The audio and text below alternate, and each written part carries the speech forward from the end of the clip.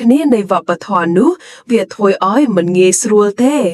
ម៉ាលីនីស្ងៀមស្ងាត់នាងចង់និយាយថាវីរៈមិនមែនជាមនុស្សអាក្រក់ដោយដែលគេគិតទេប៉ុន្តែក្តីរន្ធត់នៃអារម្មណ៍បានសង្រោះពាក្យចេញពីមាត់នាង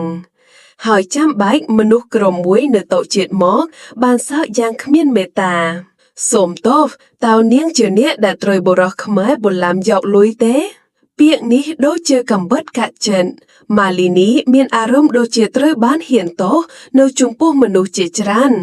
ពួកគេមិនដឹងអ្វីពីវីរៈនោះទេប៉ុន្តែបានសម្រេចចិត្តលើគាត់ដោយសារគាត់ជាជនជាតិខ្មែរម៉ាលីនីលោតឡានហើយរត់ចេញពីបន្ទប់អាហារបន្តិចមុខព្រលឹងនឹងទឹកភ្នែកពោពេញច្រវាក់ភ្លុយគ្រាន់តែសម្លឹងមើលមិត្តភក្តិខ្លួនដូចជារងរបួសដោយអសមត្ថភាពឆោតឆាកទី3ភាពឯកោយប់នោះវីរៈដើរបន្តិចតាមចិញ្ចើមផ្លូវដែលស្ងាត់ស្ងៀមនៅក្នុងក្រុងភ្នំពេញសំឡេងនៃពាក្យសុខាថាឯងជាឈាមជើខ្មែរនៅតែចាំងវក់នៅក្នុងកាសបឺដងគាត់